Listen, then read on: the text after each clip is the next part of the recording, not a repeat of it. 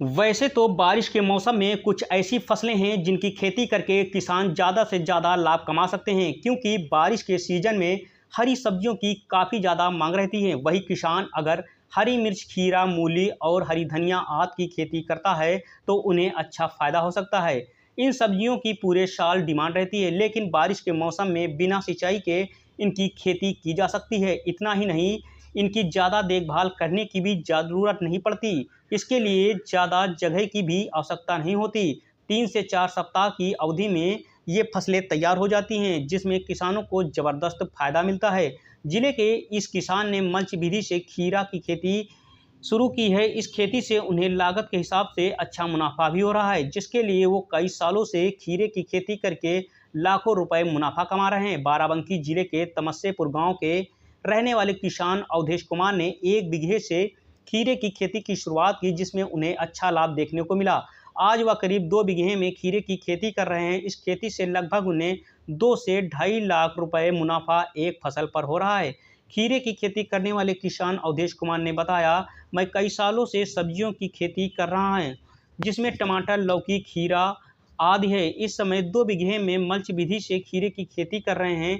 इसमें जो हमारी लागत है करीब 1 बीघे में 10 से 12 हज़ार रुपए आती है, क्योंकि इसमें बीज, बाँस, डोरी, पानी, लेबर आदि का खर्च लगता है और वहीं मुनाफा करीब एक फसल पर 2 से ढाई लाख रुपए तक हो जाता है। इस खेती में हम मल्च विधि के द्वारा करते हैं, क्योंकि फसल को खराब होने से बचाती है और बरसात के पानी से फसल खराब नहीं होती और रोग लगने का खतरा कम रहता है।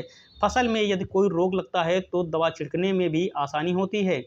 फल दिखने में बहुत आकर्षण और स्वस्थ रहता है। इस वजह से बाजार में इनकी कीमत अच्छी बनी रहती है। इन सब के अलावा उपज भी अन्य विधि से सब्जियों की खेती करने के मुकाबले ज़्यादा रहती है। इसकी खेती करना बहुत ही आसान है। पहले हम खेत की जुताई करते हैं, उसके बाद पूरे खेत में बेड बनाते हैं, फिर इसमें 1-1 फीट की दूरी पर खीरे के बीज को लगाया जाता है। जब पेड़ थोड़ा बड़ा होने लगता है तब इसकी सिंचाई करते हैं। उसके बाद खेत में बाँस को गाड़ कर खीरे के पौधे को डोरी के सहारे बांध दिया जाता है, जिससे पौधा सीधा रहता है और बारिश के सीजन में फसल को तोड़ने में आसानी होती है। वहीं पौधा लगाने के महज 50 से 60 दिनों के बाद फसल निकलना शुरू हो जाती है। सब्जियों की खेती करता हूँ। लोबिया है, लौकी है, तोरई है और टमाटर है, कद्दू है, ये सब चीज़ की खेती करता हूँ। इस समय खीरा की खेती करता हूँ और खीरे में लगायत आती है लगभग बीघे में 12,000 तक लगायत लगती है। 1 बीघे में लगभग खीरा में जुताई उताई में मिलाए के सब पन्नी वन्नी बाँस वाँस में सब, और 2 बीघा खीरा बोया हुआ है और लगभग 2-2.5 लाख तक उसमें खीरा की खेती इस समय बढ़िया। आपका खीरा निकल रहा है। इस समय बहुत निकल रहा है इस समय। अच्छा, इसको किस विधि से आप खेती करते हैं? इस विधि से करते हैं, बढ़िया जोतते हैं और बेड बना के बढ़िया पन्नी बिछा के और छेद करके और बढ़िया बीज डाल के जगह जगह बोते हैं उसी में, हर छेद में, और लौट के यहाँ फिर बाँस गाड़ते हैं, गाड़ के फिर रस्सी बांधते हैं उसी में।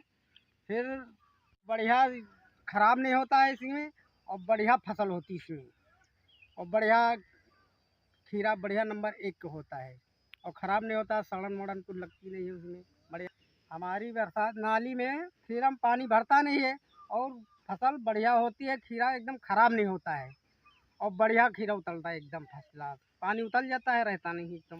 कितने सालों से ये खेती कर रहे हैं ये लगभग? कम से कम हो गए हैं, कम से कम 3-4 साल हो गए।